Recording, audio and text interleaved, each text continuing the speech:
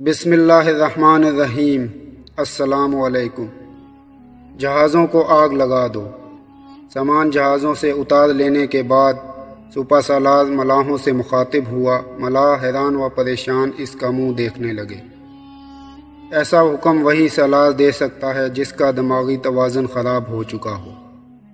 مسلمانوں، سپہ سالار لشکر سے مخاطب ہوا، جہاز کو آگ لگا دو، ہم زندہ واپس جانے کے لیے نہیں آئے۔ دونوں میں سے ایک ہمارا مقدر ہے، فتح یا شہادت۔ مسلمانوں نے جہازوں کو آگ لگا دی۔ ایک دفعہ پھر نوجوان سپہ سالار لشکر سے مخاطب ہوا، اسلام کے مجاہدوں، تمہارے آگے دشمن ہے اور پیچھے سمندر۔ جن کشتیوں میں تم آئے ہو انہیں جلا چکے ہو۔ تمہارے پاس بھاگنے کا کوئی راستہ نہیں بچا۔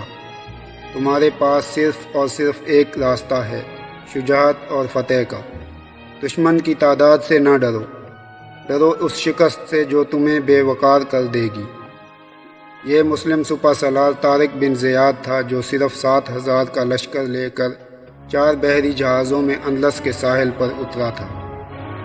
وہ عیسائیوں کے بادشاہ راڈرک سے ایک ایسی عورت کی عصمت کا بدلہ لینے کے لیے اندلس جیسے عظیم الشان ملک پر حملہ آور ہو گیا تھا جو مسلمان بھی نہیں تھی اور اپنے ہی ہم مذہب عیسائی بادشاہ راڈرک کی ہوس کا نشانہ بنی تھی۔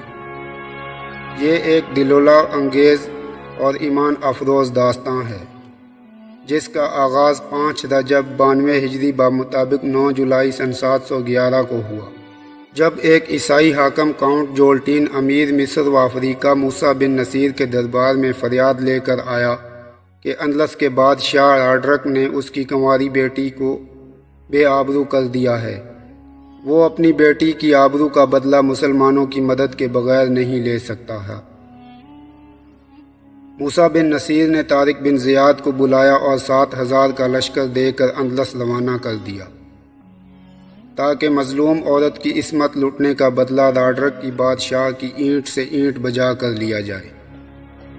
طارق بن زیاد نے اندلس کے ساحل پر پہنچ کر جہازوں کو خالی کرنے کا حکم دیا اور پھر کہا، جہازوں کو آگ لگا دو۔ اندلس پر قیام کے دوران اندلس کی ساحلی فوج سے چھوٹی موٹی جھڑپیں چلتی رہیں۔ اس دوران طارق بن زیاد کو موسیٰ بن نصیر کی طرف سے 5,000 مزید نفری کی کمک حاصل ہو گئی تھی۔ یوں کل ملا کر 12,000 کے لشکر کے ساتھ راڈرک کی فوج کا انتظار کیا جانے لگا۔ یہ 711 کی آخری سہ ماہی کا ایک دن تھا۔ دریائے گادگیت کے ساتھ ساتھ پھیلے ہوئے وسیع میدان میں راڈرک کی 1,00,000 فوج لڑنے کے لیے تیار تھی۔ اس مقام کا نام مرینا سیدانہ تھا۔ راڈرک کی فوج نے کشتیوں کا پل بنا کر دریا پار کیا۔ مسلمان بھی مقابلے کے لیے تیار تھے۔ راڈرک نے حملے کا حکم دے دیا، 2-2 3-3 دستوں سے حملہ کیا جائے۔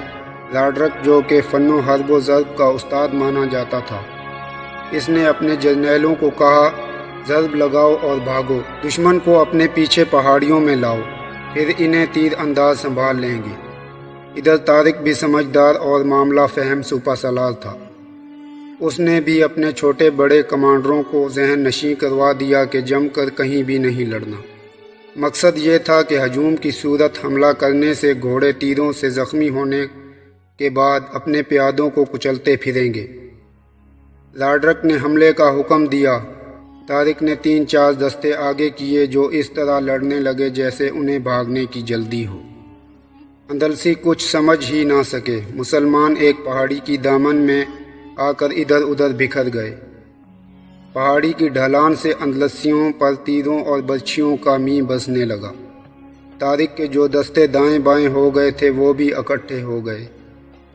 دشمن کے دستے تیروں سے گھبرا کر واپس پلٹے تو دائیں بائیں سے مسلمانوں نے ان پر حلہ بول دیا۔ اندلسی بری طرح کٹنے لگے۔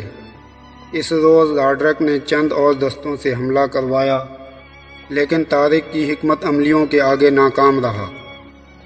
سورج غروب ہو گیا۔ میدان راڈرک کی فوج کی لاشوں سے بھرا پڑا تھا۔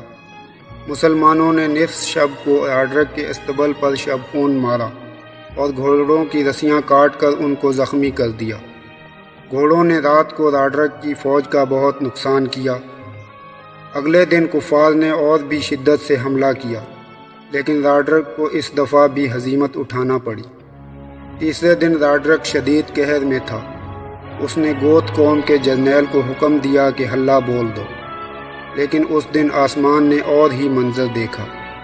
20,000 گوت تلواریں نیاموں میں ڈالے طارق کے لشکر کی طرف دوڑ پڑے۔ طارق کا لشکر بھی پریشان تھا کہ یہ کیسے حملہ آور ہیں۔ اچانک مسلمانوں کو طارق بن زیاد کی آواز سنائی دی، ان کا استقبال کرو، یہ اب تمہارے ساتھی ہیں۔